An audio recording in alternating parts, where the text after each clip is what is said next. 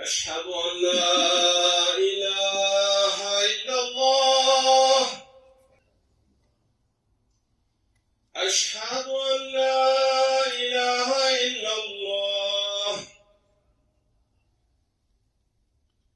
أشهد أن محمدا رسول الله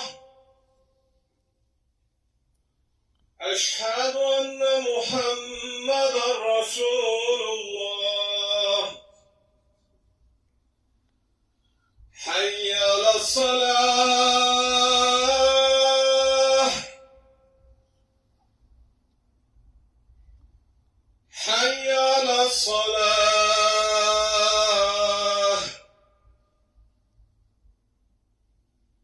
حي على الفلاح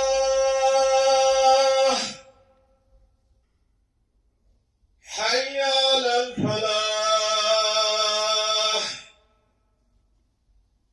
الله أكبر الله أكبر لا إله إلا الله إن الحمد لله نحمده ونستعينه ونستغفره ونعوذ بالله من شرور أنفسنا ومن سيئات أعمالنا من يهده الله فلا مضل له ومن يضلل فلا هادي له نشهد أن لا إله إلا الله وحده لا شريك له ونشهد أن محمدا عبده ورسوله وصلوات الله وسلامه على رسوله محمد وعلى آله وأصحابه الطيبين الطاهرين وعلى أتباعهم التابعين ومن تبعهم بإحسان إلى يوم الدين يا أيها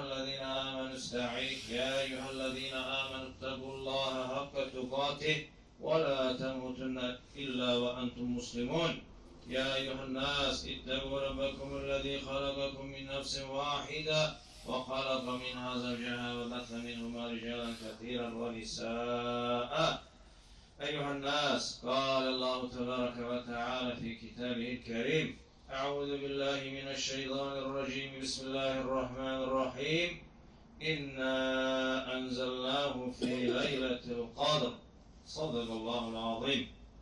Bugünkü cümlemizin mevzusu min aydan daha hayırlı olan Kadir Gecesi hakkında olacaktır. Değerli Müslümanlar, Rabbimiz Azze ve Celle Kadir suresinde böyle buyurur. Hakikaten biz Kur'an'ı Kadir Gecesi'nde indirdik.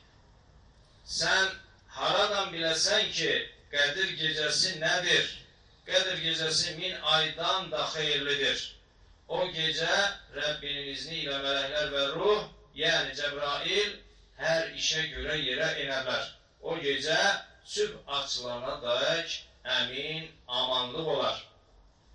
Nesai'de gelen hadiste ise âli ahlak üzerinde olan Peygamberimiz Muhammed Aleyhisselatü Vesselam böyle buyurur.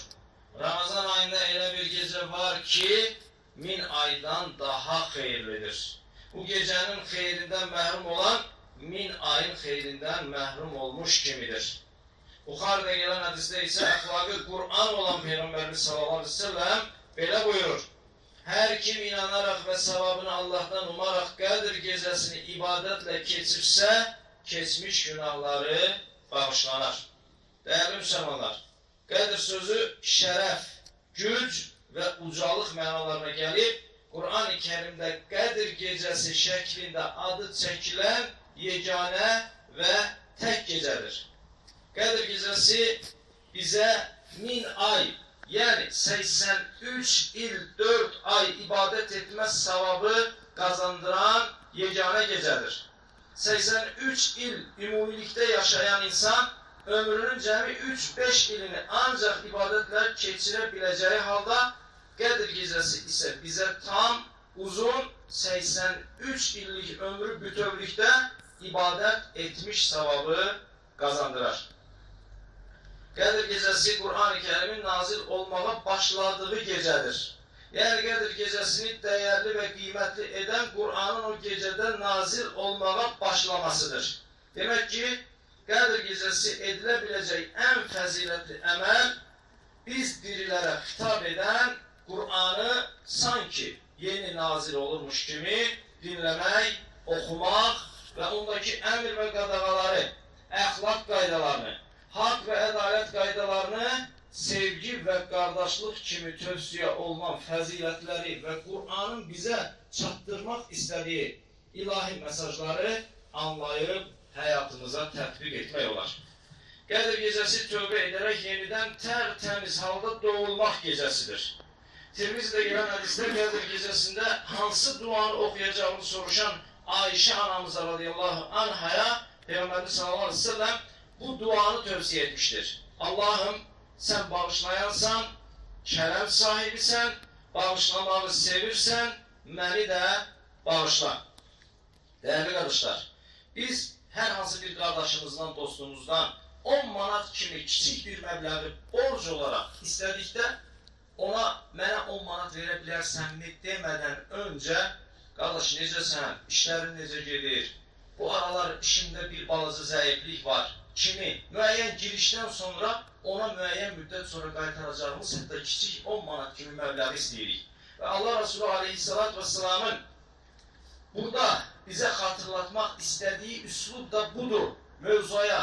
Yəni, Rəbbimizin günahlarımızı bağışlayıb və heç etməmiş kimi o günahların üzərindən xət çəkməsini istədikdə Rəbbimizdən birbaşa mətləbə keçmək yox, Allahım, sən bağışlayansan.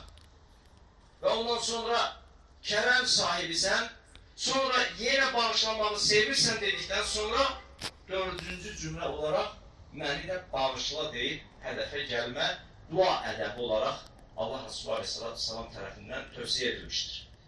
Qədr gecəsindən dan yeri ağarana qədər Rəbbimizin bizə mərhəmət nəzəri ilə baxdığı hər əl açanın duasının qəbul ediləcəyi gecədir. Değerli kardeşler, Peyğəmbərimiz sallallahu aleyhi ve sellem Qədr gecəsinin hansı gecə olduğunu dəqiq olaraq bildirməmiş, sadəcə Buxarıda gələn hədisdə bu gecənin Ramazan ayının son 10 gününün tək günlərinin gecələrində axtarılmasını tövsiyə etmişdir. Müslimdə gələn hədisdə Qədr gecəsinin Ramazanın 27-ci gecəsi olduğu nəql edildiyi üçün İslam aləmində daha çox bu gecə ibadətlə dəyərləndirilməyə çalışılır. Yəni qardaşlar, Ramazan ayının 26-sından 27-sinə keçən gecə. Qədr gecəsinin olduğu ehtimalı daha qüvvətlidir. Allah Resulü sallallahu aleyhi ve sellem Qədr gecəsində dünyəvi işlərdən uzaqlaşıb etikafa çəkilər. Bu gecəni ibadət və təfəkkürlə keçirməklə yanaşı ailəsini də bu gecəni dəyərləndirməyə təşviq edərdi. Yəni, bugün bizim məscidlərdə ibadət etmə imkanımız olmasa belə evlərimizdə o gecəni dəyərləndirmə adına əgər o gecəni ihya etmək, oyaq qalmaq istəyi isə Allah üçün Allah Resulü'nün aleyhissalatü vesselamın sünnəsi olan ailə üzvlərinizi də bu işə təşviq edir. Değerli kardeşler, demək ki, Qədr gecəsində ediləcək əməllər Kur'an oxuyub, təfəkkür etmək, namaz qılmaq, dua və istiğfar etməkdir. Biz günahkar qullar üçün illə cəmi bircə dəfə ələ düşəcək fürsəti yaxşı dəyərləndirib, bu fürsəti qəflətlə keçirməməyi və Rəbbimizə yaxşı qul, Peyğəmbərinə sallallahu aleyhi ve sellemə isə yaxşı ümmət ola bilməyi Rəbbim hər birimizə nəsib etsin. بارك الله لي ولكم في القرآن العظيم ونفعني وإياكم بما فيه من الآيات والذكر الحكيم.